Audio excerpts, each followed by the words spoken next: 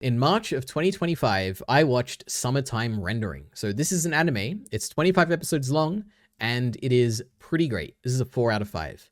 So the premise of this show, firstly, I guess I hadn't really heard about this before, but it's the premise of the show is that it's a sci-fi kind of mystery, kind of thriller action kind of thing, where you have a guy that shows up to an island where he hadn't been there for a few years, and basically there's these shadow people, which are like people that exist as shadows, like that's their base form, shadows, but they can like clone people, and they can like create a pseudo fake body where the real body is like the shadow that is like attached to that body, but it like clones the people, the way they look and the way they behave and the way that and their memories basically. So it's basically there's these like sci-fi creatures on this island and they can clone people. And the second kind of sci-fi element to this is that the main character is unaware of it, but eventually he becomes aware of it. But whenever he dies, he goes back in time. So it's like a time loop thing with like these shadow people. And it's really interesting. I like it a lot. I guess another kind of element to the sci-fi, which is something that I haven't seen before, which I thought was really interesting, is that yes, it's a time loop. So whenever he dies, he goes back in time and gets to do it again. But the time that he kind of goes back to keeps increasing. So it's like the amount of time he has in each loop is decreasing. And sometimes like decisions will be made, and because he never gets to go back far enough to change those decisions, they're like set in stone. So it's like it has an interesting mechanic to the time travel element, which is that the amount he can go back is like not getting as far, and it's like really cool. So I like that. But generally, this was a very enjoyable show. It was very easy to watch. I basically binged this like very quickly, and yeah, it's a good sci-fi thriller mystery, but it wasn't quite amazing. Like it's not a 5 out of 5, but it was really good and enjoyable. Like there were some little annoyances, mainly because it is like a kind of mystery sci-fi kind of thing, and the characters sometimes act a bit dumb, which is a little frustrating, and that's mainly, I guess, my main gripe. Like I have some examples here. I said that early on they want to like figure out if someone is like a clone or like the original, like a shadow person or the original. And what they do is that, okay guys, we'll come up with a secret password, which is like obviously the dumbest thing ever, because the shadow people clone your memories. So it's like, if you know the secret password, then it's like shadow people are going to know it anyway. And I'm like, how can you not figure this out? And they eventually do figure this out. I'm like, okay, we're taking a while to figure this out. I don't like that. Another thing is that the main character, Shin-chan, it takes him way too long to realize that if he's ever captured, he should like immediately kill himself, because otherwise he'll be captured and won't be able to kill himself, and he won't be able to go back and change things. So it's like I think it takes him like 5 episodes to figure this out, that, oh my God, if I'm captured, I need to kill myself quickly. And it's like, bro, I figured this out like 2 episodes, like in episode 2, like 3 episodes ago or something. Like, oh my goodness, please figure it out. And then what else is there? I guess that those are my 2 main things. But the third thing is to say that these kind of dumb behaviors kind of got better as the show went on. Like they would be less frequent. Like toward the end of the show, I don't think I was ever thinking about, oh my God, why are they doing this, And so the show did get better in that regard. Another thing about the show, just beside the plot and everything, just production wise, the show is really well animated. Like at a lot of points, there's a lot of Sakuga in the show, especially in like some key episodes, which clearly have like special directors or like guest directors or something, or maybe just like a lot of effort placed on the production of those episodes. There's some really good animation in the show. However, and I guess also to say, there is also some standout directing, like some sequences of animation, like very few, but some have interesting directing. Like particularly there's like one shot where they're like fighting in a hallway, and like, is it Hizuru? Maybe, I think that's her name. She's like flipping around and stuff. I'm like, man, this is really cool. Like really well directed, really well animated. Like it all comes together really well. And there's like this another shot where like, oh, what was his name? Shide like throws a spear at Shinchan, and Shinchan is like flying backwards like this. His hands are like waving, and the spear is like in his chest, and you get like a first person perspective of him as he's like getting flown back. And the animation's great, the directing's great. Like it's just so good, like so much better than everything else in the show, that I'm like, this is a really interesting choice, and I feel like there's an interesting director behind this. But just to say, yeah, so the show has good animation and sometimes good directing, but for the overwhelming majority of the show, the animation is much better than the directing, which is a shame, because to me, in my opinion, when I'm watching something, the directing is the way the shots are composed, and like the choices like on what to animate and what not to, and what like with the colors to choose, and all these like directing kind of decisions are much more important to me in the way that in the amount like that I like a show, the way it looks. And Summertime Rendering is kind of it has a lot of animation, but the directing kind of falls flat sometimes. There's a lot of like weird, static, boring shots, and like it's not very interesting to look at a lot of the time, which is a shame, because it does have a lot of like really good animation that's kind of wasted, because it's a little boring to look at, this like cool animation. But yeah, that's just like one thing to say. Another production kind of element is that I watched the dub for this, and the dub is like, it's fine, like for the most part. A lot of characters are really good, but it's probably the worst dub I've ever seen. Like generally I do like dubs, like basically every dub I've seen up to this point I think is like really great, and I'd like happily recommend it over the sub. In this case too, I think I still would recommend it over the sub, even though I haven't seen the sub. Like I think it's perfectly serviceable. But there are some voices in this that are like, they're they're just bad actors. I don't know what to say. And two of them, like the two most notable ones, Mio, which is Ushio's sister, like the very incredibly tanned girl, which I don't know why she's so tanned, but it is what it is. She is a very bad voice actor, and she's so out of place, and the voice that she has matches the character. Like it looks like it comes out of her mouth or whatever, like it matches. But the acting itself is like really weird, and I don't know how to describe it. I'm just saying it's weird. And even like toward the end of the show, her like microphone quality like changes, and it's like really weird. And I don't know if it's like some lockdown COVID thing, or because it came out in 2022, I think. So I don't think it's that, but yeah, I don't know. Something happens eventually at some point, and her mic even sounds weird, and her acting's weird, and like, this is weird. I don't know what's going on here. She was not good.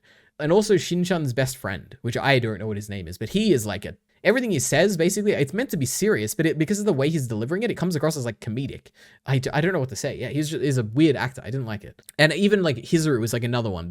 I guess the way she's characterized before you know who she is like the big boob woman. That's like who she is. But eventually you find out it's Hizuru, and she's like a really good character. I like her a lot. But the voice acting for her is like, sometimes it's like okay, sometimes it's like really bad.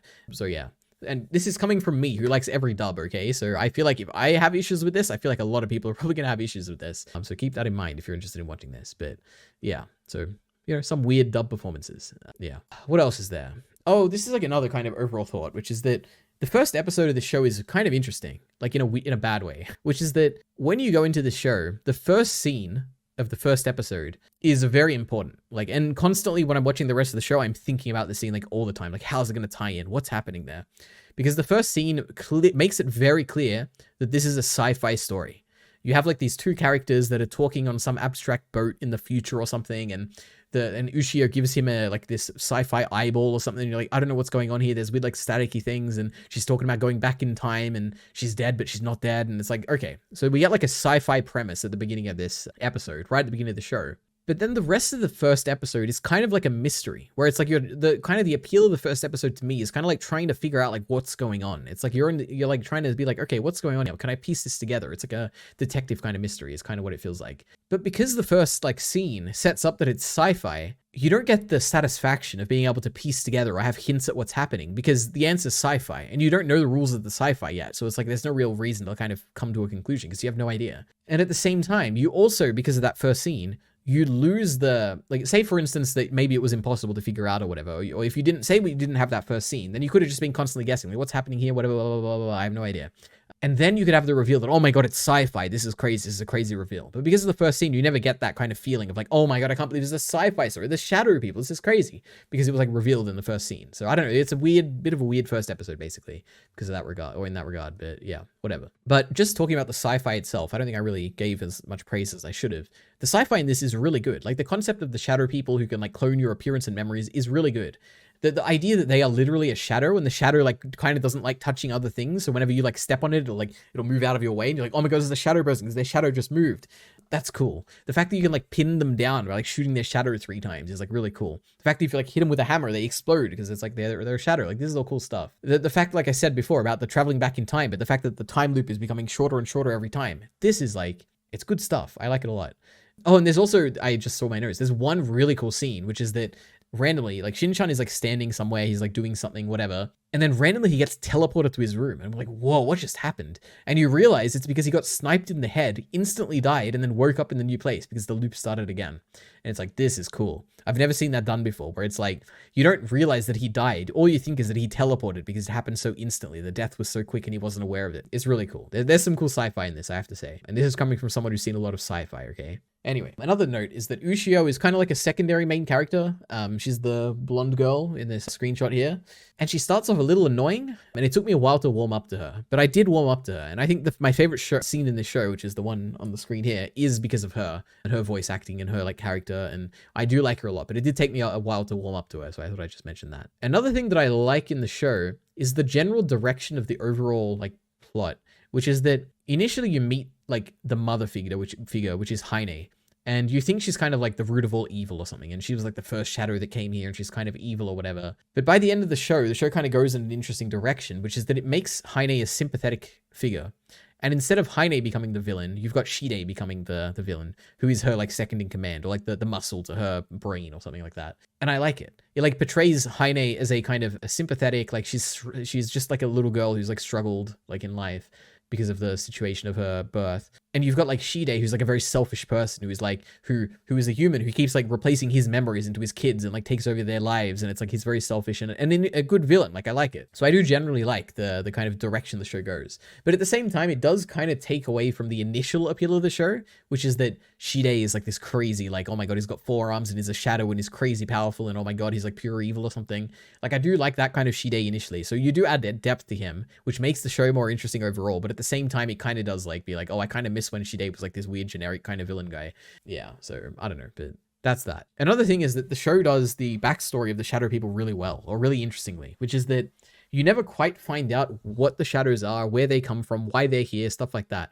But you do hear a story from Heine at some point, which is that she talks about how before you know that she's a shadow, or you know that she's a shadow, but before the characters in the show know that she's a shadow, she's monologuing about her family and her like tribe or whatever in the past. And she talks about how they all starved to death and she was like the lone survivor.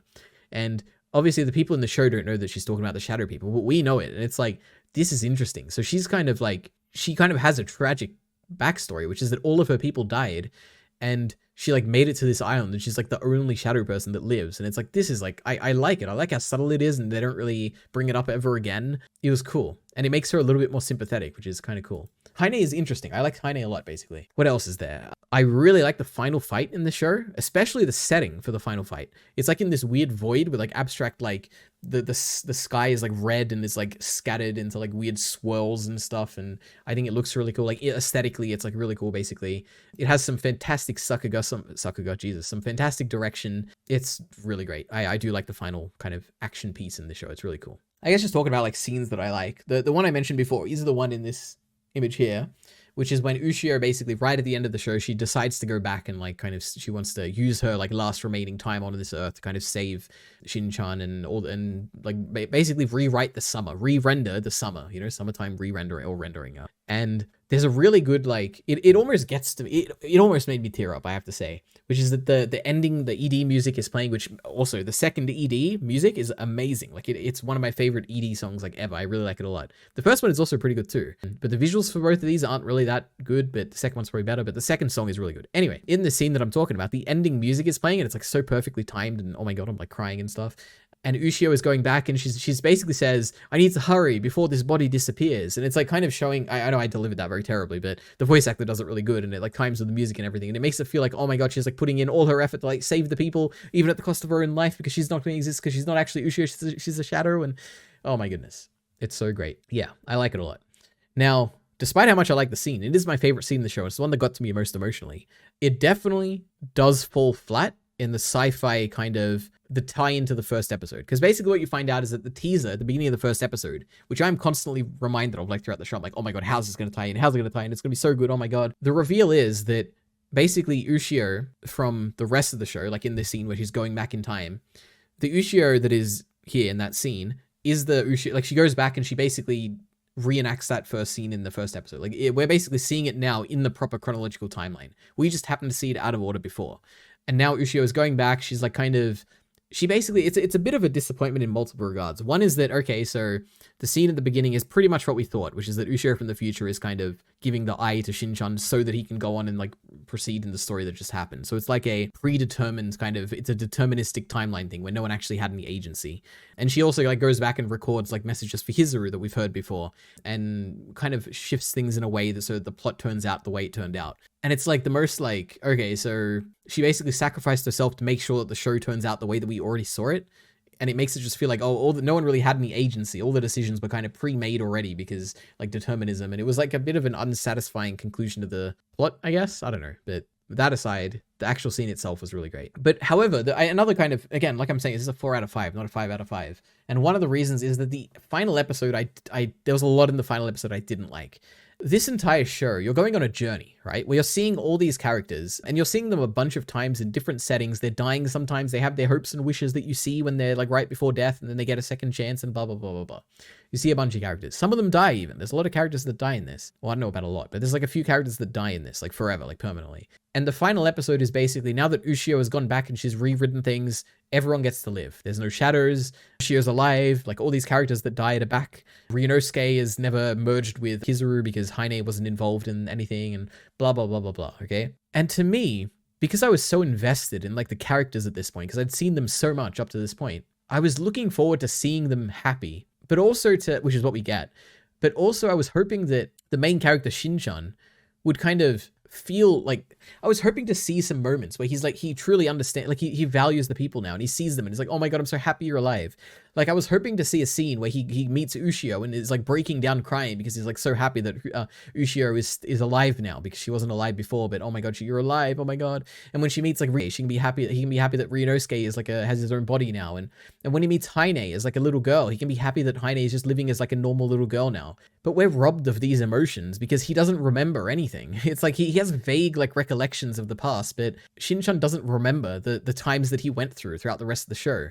And it's like we get robbed of all these moments that I wanted to see, like these moments of these interactions that would have been so emotional to see. We just don't get them. And it's sad. And it's like, oh, I feel like this episode could have easily made me cry.